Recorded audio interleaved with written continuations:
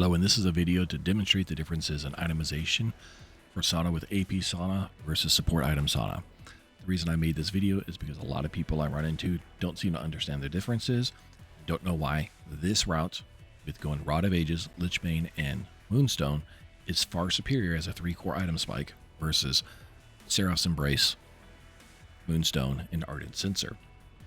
And I'm here to demonstrate that. So the first reason, Rod of Ages has an eternity buff. You get mana when you take damage. That helps your mana sustained. You also get extra healing for casting any of your abilities.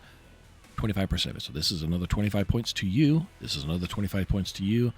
A little less for Q and E, but they do add up. Also, with this setup, you're going to get, once you've reached Rod of Ages at max stacks, you could have an additional 500 hit points over the other build. You'd have less mana regen, but you're going to have 50 more ability power as well. Ability power affects all of your abilities at a higher rate than healing and shielding power do. This also affects your passive, so you're going to get bonuses to your Otacon. You're going to get bonuses to your teammates, so they do more damage per hit with higher ability power with the aura from that. So you get more damage from the melody, for everything else. You're going to have a bigger heal and bigger shield. You're going to have more healing. This is 170 right now. You're going to have a bigger slow when you hit a target, as well as a bigger speed buff for yourself and your teammates. And of course, your ult is just going to do more damage, period. And you can also reduce the damage with your empowered auto attack off of W with more ability power, so your enemies will do less damage as well. More ability power scales with Sona a whole lot better than ability power and shield power, which only affects the healing and shielding off this W and only this W for the active effect. Doesn't affect anything else. So I'd rather have more ability power to empower everything than 10% ability power. Healing and shield power, sorry. So, Moonstone Renewer is a terrible item to rush on Sona. If you do, you can get this item by 7 to 8 minutes in, maybe 9 minutes if you're late, because it is a very, very cheap item. It is a 2200 item like Ardent Censor. Moonstone Renewer is also 2200. You can see here, 2200. You can get that fairly early, but the only thing that you're really getting out of this, besides the extra mana regen, additional health, is the Starlight Grace, but it's only 30% of the original healing and shield amount to a secondary target. During the laning phase, you're not going to have a secondary target that often to use this on, so it's kind of not used at all. And your heals are so small. Sona has the smallest heal and shield in the game for the mana cost, especially at the lower ranks. So a level 1 is healing for 30 points. 30% of that is 10 points to a secondary target. 10 points gets healed. Same thing with the shield, 25 and a shield of 30% of that. So we're talking 8 shield to somebody else. So at max rank, it's okay, but it's still 90 as a base and 30 to somebody else. Now, of course, ability power, I've scaled this up from 90 to 170 because I got 30% ability power off of 267 right now. Now, if I sell these off, 267, sell,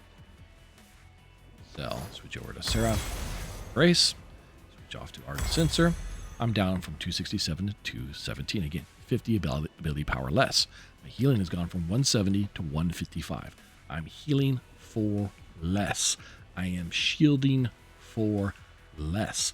The difference in gold costs here is 700 gold as of this patch. Next patch, Lichbane goes down and will be cheaper by 200 gold. So it's a 500 gold difference.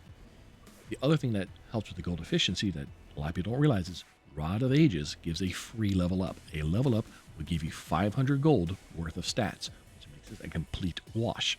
And it's very easy to get that gold through First Strike. I will get between 500 and 1,000 extra gold in a game, even a short game, with First Strike, as long as I'm landing my Qs in laning phase properly.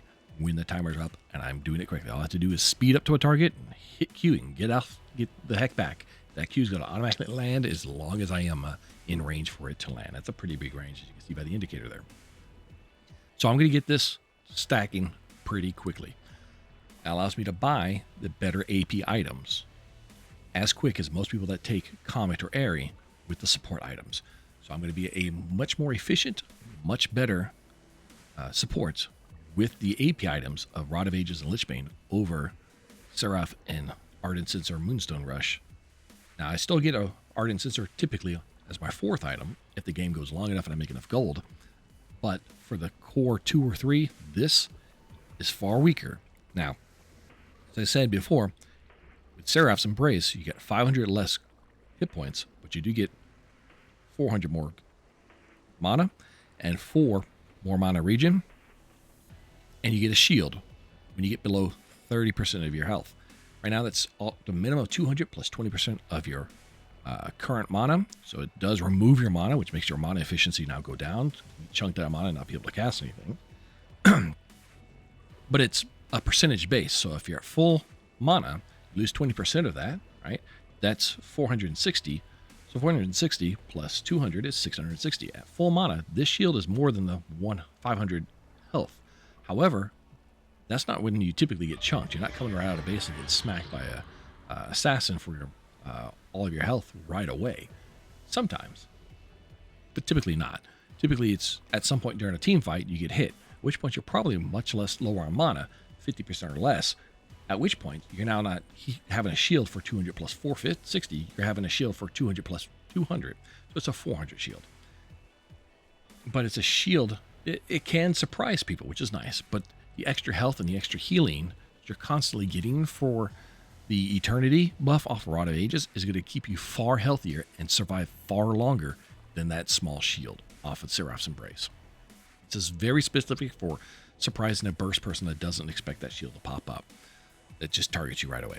In that case, I'd rather have a Zanya's if you're getting targeted that way, which sometimes is the next item I buy depending on the itemization of who I'm fighting and how the enemy team is targeting me.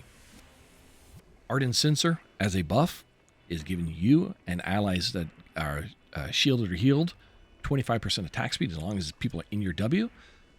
Early game, this does nothing because it's going to only affect your one teammate. 25% attack speed, if they're less than 1 attack speed per second, is not a big deal. They're barely going to notice that attack speed buff.